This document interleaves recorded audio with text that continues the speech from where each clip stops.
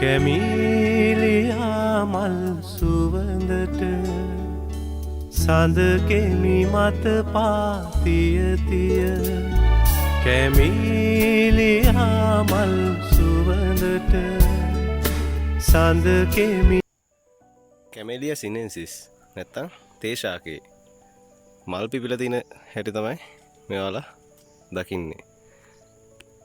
ඇයි මෙහෙම මල් පිපෙන්නේ? සාමාන්‍යයෙන් මෙහෙම තේ ගහේ මල් පිපෙන්නේ මේ ගහේ වර්ධන කාලය ඉවර වෙලා නැත්නම් ভেජිටේටිව් ෆේස් එකකින් මෙයාලා තේ ගහ රීප්‍රොඩක්ටිව් ෆේස් එකට කියන්නේ මෙයාලා මල් සහ ගෙඩි හට ගන්න අවධියට නැත්තම් ගහ වැඩි වීටපත් වෙලා කියලා සංඥාව තමයි මේ තේ ගහේ මල් පිපීමෙන් අපිට පෙන්눔 කරන්නේ. ඉතින් ඇයි මේ විදිහට තේ ගහේ මල් පිපෙන්නේ? ඔයාලා දන්නවා අපි සාමාන්‍යයෙන් තේ ගහේ නෙලාගන්නේ තේ කොළ නේද? තේ දල්ල. තේ දල්ල තමයි අපේ හාවස්ට් කරන්නේ තේ දල්ල. අපිට මේකේ තේ ගහේ ගෙඩි වැඩකුත් නැහැ, මල් වැඩකුත් නැහැ. එතකොට මේ ගහේ මල් පිපෙනවා කියන්නේ මෙයා තවදුරටත් කොළ නැත්තම් දලු හදනකට වැඩිය මෙයා මෙතනින් එහාට යන්නේ ගෙඩි සහ මල් හදන්න. අපිට මල් ගෙඩි වැඩක් නැහැ නේ. අපි එතකොට මොකද කරන්නේ? තේ ගහ කපලා දානවා. හැබැයි මෙහෙම මල් හටගත්තා කියලා අපිට හිතුව හැටි දවසින් දෙකෙන් මේකේ තේ ගහේ කප්පාදු කිරීම කරන්න බෑ. තේ ගහ කප්පාදු කරන්න කලින් අපි බලන්න ඕන මේකේ මේ ගහ උචිතද මේ අවස්ථාවේ කප්පාදුවට කියන එක අපි මුලින්ම බලන්න ඕන. එතකොට කප්පාදු කරන්න කලින් අපි බලනවා මේ ගහේ අවශ්‍ය ශක්තිය තියෙනවද මෙයාට ආයෙත් වැඩෙන්න කියලා. ඒකට අපිට කරන්න තියෙන්නේ මෙයාගේ මුල් වල තියෙන පිෂ්ඨය කොච්චර ප්‍රමාණයක් තියෙනවද කියලා රූට් ස්ටැච් ටෙස්ට් එක. සාමාන්‍යයෙන් මුලේ ඇඟිල්ල විතර සයිස් පැත්තට විහිදිච්ච මුලක් අරගෙන මුල් කෑල්ලක් අරගෙන ඒක පළලා ඒකට අයඩින් දාලා අයඩින් වල වර්ණය අනුව සාමාන්‍යයෙන් අයඩින් මුලින් බත් වගේ හොඳට පිෂ්ඨයේ තියෙන දෙකට දාලා බලනවා. එතකොට අපිට ඉන්නේ සාමාන්‍යයෙන් තද කළු පාට කළු නිල් වගේ කළු දම් වගේ නැත්තම් ඒ වගේ පාටක් එන්නේ. ඒ කියන්නේ හොඳටම පිෂ්ඨයේ තියෙනවා. එතකොට පිෂ්ඨේ නැත්තම් මේක කහ හෝ දුඹුරු පාටක් පෙන්වන්නේ. එතකොට මේ අතරමැද තියෙන වර්ණ පරාසය අනුව අපිට හිතා ගන්න පුළුවන් මේ ගහට කොච්චර පිෂ්ඨයක් මේ ගස්වල මුල් වල තැම්පත් වෙලාද කියලා. ගස්වල මුල්ලේ හොඳට පිෂ්ඨය තියෙනවා කියන්නේ මෙයාට කප්පාදුවෙන් පස්සේ පුළුවන් ආයෙත් හොඳට වැඩෙන්න. අන්න එහෙම නැති හොඳට පිෂ්ඨය මුල් වල තැම්පත් වෙලා නැති ගස් කැපුවාම තමයි සාමාන්‍යයෙන් තේ කපද්දි ගොඩක් දුරට 10-15 තේපැල මැරෙනවා. ඒ තේපැල මැරෙන්න ප්‍රධානම හේතුව තමයි මේ පිෂ්ඨය හරියට මුල් වල අවශ්‍ය ශක්තිය නැහැ. ආයෙත් එයාට මේ කප්පාදුවෙන් පස්සේ හැදෙන්න. ඉතින් ඒක නිසා මේ රූට් ස්ටැච් ටෙස්ට් එක නැත්තම් මුල් වල පිෂ්ඨ පරීක්ෂාව ඉතාමත් වැදගත්.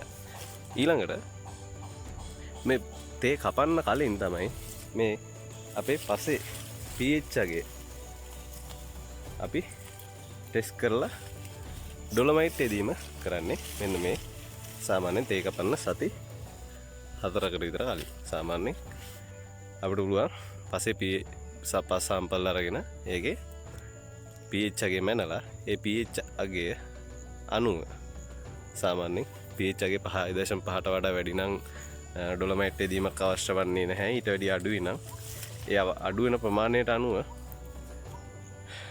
බලලා ඩොලොමයිට් ප්‍රමාණය තීරණය කරන්න පුළුවන් කොච්චර හෙක්ටයාරයකට අවශ්‍ය ඩොලොමයිට් ප්‍රමාණය කොපමණද කියලා බලලා අපිට ඩොලොමයිට් එදීම සිද්ධ කරන්න පුළුවන්. ඒ වගේම තවත් වැදගත් දෙයක් තමයි සාමාන්‍යයෙන් අපි තේ ගහ කප්පාදු කරන්නේ සාමාන්‍යයෙන් උඩරට වගේ නම් අවුරුදු 4න් 5න් නුවර ඌව බදුල්ලේ වගේ අවුරුදු 4න් වගේ කපනවා. ඊට පස්සේ නුවර ප්‍රදේශය අවුරුදු 5න් වගේ කපනවා. ඊට පස්සේ දකුණු පළාතේ ගත්තොත් නැත්නම් රත්නපුරේ තමයි අපි අවුරුදු 3න් 2.5න් 3න් උනත් කපන්න වෙනවා. මොකද මෙහි වර්ධන වේගය වැඩි නිසා. ඉතින් ඒ කපද්දී සාමාන්‍ය තේ ගහ කප්පාදු කරන්න කලින් අපි මේ තේ ගහට විවේක කාලයක් ලබා දෙන්න ඕන. ඒ කියන්නේ අපි සාමාන්‍යයෙන් මේ අවුරුදු 4 පුරාවටම නැත්නම් අවුරුදු 4ෙන්ද කප්පාදු කරන්නේ, අවුරුදු 3ෙන්ද, අවුරුදු 5ෙන්ද, ඒ අවුරුදු ගාන පුරාවටම අපි මේකට කිසිම විවේකයක් දෙන්නේ නැතුව සෑම සතියකටම වාරයක් අපි දළු කඩා ගැනීම කරනවා. එතකොට කිසිම රෙස්ට් එකක් නැහැ මේ ගහට. එතකොට මේ අපි කප්පාදුවට පෙර සාමාන්‍යයෙන් අඩුම සති 6ක්වත් මේ ගසට අවශ්‍ය විවේකය ලබා දෙන්න ඕන. එතකොට සති 6ක් මේ ගහට අවශ්‍ය විවේකය ලබා දුන්නාම මේ ගහේ පත්‍ර වලින් නිපදවන ආහාර මුල් වලට ගිහිල්ලා මුල් වල තැම්පත් වෙනවා. එතකොට ඒ ආහාර මුල් වල තැම්පත් වුණාට පස්සේ මේ කප්පාදුවෙන් පස්සේ ශාකේ එතනින් එහාට වැඩෙන්න අවශ්‍ය ශක්තිය ඒ මුල් වල තියෙන මුල් වල සංචිත කරගත්ත ආහාර මගින් දල්ලා වැඩෙනවා. ඉතින් අඩුම සති 6ක් කිව්වට මේක සති 4ක් කරාම ඇතිද, සති 3ක් කරාම ඇතිද එහෙම අහන්න එපා. මොකද මේ සති 6 කියන්නේ අවම සීමාව. ඊට වැඩිය තියන්න පුළුවන් නම් හොඳයි. සති 5ක් තියන්න එපා. ඊට වැඩිය හොඳයි මේ රෙස්ට් කරන එක නොකර ඉන්නේ. ඉතින් මේ අනිවාර්යෙන්ම විවේකයක් ලබා දෙනවා නම් සති 6ක්ම ලබා දෙන්න කටයුතු කරන්න. සාමාන්‍යයෙන් තේ ගහ කප්පාදු කරන්න කලින් තවත් කරන වැඩක් තමයි මේකේ තියෙන shade trees, medium shade trees වගේ සෙවන සලසන ශාක ටික වල අතු පෑහලා දානවා. අතු පාහලා දාලා ඒවා මේ තේ පෙළිය අතරට දාලා දාන්න පුළුවන්.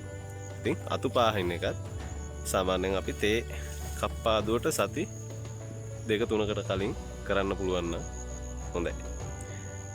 සහ අපි මේ තේ කපද්දී කපන්න ඕන මොන ක්‍රමයකටද? අපිට පුළුවන් මැනුවල් තේ කපන්නත් පුළුවන්, නැත්නම් තේ කපන මැෂින් එකේ තේ කපන්නත් පුළුවන්. ඒ වගේම තේ කපන ආකාරය අපිට ඕනනම් සියලුම අතු කප්පාදු කරන්න පුළුවන්. හැබැයි වඩාත්ම උචිත වෙන්නේ සාමාන්‍යයෙන් අපි දෙකක්වත් තියලා කපන එක තමයි වඩාත්ම උචිත. මොකද එතකොට මේකේ ගහට ආයේ වැඩෙන්න තියෙන අවස්ථාව වැඩි. සියලුම අතු කපා හැරියාම සාමාන්‍යයෙන් සමහර ගස් මැරෙන්න උනත් පුළුවන්. ඒක ගොඩක් දුරට ඒ වගේ දෙයක් හරියන්නේ උඩරට පැති වලට තමයි ක්ලීන් පූර්ණින් එක සියලුම අතු කපා හරින එක සුදුසු වෙන්නේ. ඒත් අතු දෙකක්වත් තාම තියන්න පුළුවන් නම් ඒකේ ගහ නැවත වර්ධනය වැඩි කරන්න හේතු වෙන්න පුළුවන් ඒක. ඒ වගේම තවත් වැදගත් දෙයක් තමයි මේ කප්පාදු කරද්දී තමයි අපිට අඳුර ගන්න පුළුවන් මේ ගහේ තියෙන දිලීර වගේ නැත්තම් පලිබෝධ හානි වගේ අපිට ප්‍රධාන වශයෙන් බලපාන්නේ මේකේ මේ ෂොට් හෝල් බෝර කඳ විදින පණුව జాතියක් ඉන්නවා. ඒක තමයි ගොඩාක් දුරටම අපිට දකින්න පුළුවන් රෝගය. ඊට අමතරව වටපන් රෝගය දකින්න පුළුවන්. ඒ වගේ ගස් තියෙනම් අපි පොඩ්ඩක් වැඩිපුර මේකට රෙස්ට් එකක් දෙන්න ඕන. ඒ වගේම මේ කප්පාදු අතරතුර තමයි අපිට ඒ පෙස්ට් ඇන්ඩ් ඩිසීස් වලට අවශ්‍ය ප්‍රතිකාර කරන්න සුදුසු කාලය. තේ කපද්දී අනිවාර්යෙන් මේ ගහේ පිෂ්ඨ පරීක්ෂාවක් කරගන්න. ඒ වගේම පසේ pH පරීක්ෂාවක් කරගන්න අනිවාර්යෙන්ම. ඉතින් තේ ගස් කප්පාදුවෙන් පසුව තේ ගස් මිය යාමේ ප්‍රවණතාවය අඩු කරගන්න අපිට කරන්න පුළුවන් පහසුම දෙයක් තමයි මේ තේ ගස් අඩුම සති 6ක් අනිවාර්යෙන්ම සති 6ක් විවේක ගන්නවන්න. ඒකෙන් අපිට පුළුවන් ගොඩාක් දුරට මේ කප්පාදුවෙන් පස්සේ තේ ගස් මිය යෑමේ ප්‍රමාණය අවම කරගන්න ඒක ගොඩක් ඉවහල් වෙනවා. ඉතින් මේ වගේ ප්‍රූන් කරන්න කලින් මේ දේවල් ගැන සැලකිලිමත් වෙන්න. මොකද අපි ප්‍රූන් කරන්නේ සාමාන්‍යයෙන් වසර 4කට 3කට පාරක්නේ. එතකොට මේ සති 6 දලු නොකඩ හිටියා කියලා ඒ එතනින් වෙන අලාභය, එතනින් වෙන පාඩුව අපිට මගහරවා ගන්න පුළුවන්. මේ ගස් ටික හොඳට නිරෝගීව වර්ධනය කරගෙන හානි ප්‍රමාණය නැත්තම් මේක මිය යන ගස් ප්‍රමාණය අඩු කරගත්තාම ඉතුරු අවුරුදු 4ක් අපිට ආයෙත් දළු කඩන්න පුළුවන්. ඒ කාලේදී අපිට ඊට වැඩිය ආදායමක් ගන්න පුළුවන් අර සති 6 කඩන දළු ප්‍රමාණයට වඩා. ඉතින් ගොඩක් තේවගකරු කම්මැලි මේ සති 6 වේක ගන්නන්න. මොකද එතකොට එන ආදායම අඩු වෙන නිසා. හැබැයි ඒක එහෙම සලකන්න එපා. මොකද ගහ තව අවුරුදු 4ක් ආයේ අපිට දළු කඩන්න අවස්ථාව තියෙනවා. එතකොට මේ ගහක් මැරුණොත් අපරාධය ඊට වැඩිය. ඉතින් මේ වගේ තේ කප්පාදු කරද්දි මේ වගේ දේවල් ගැන සැලකිලිමත් වෙන්න. එහෙනම් අපි තවත් වීඩියෝ එකකින් හමු වෙමු. ඔබ සැමට සුබ දවසක්.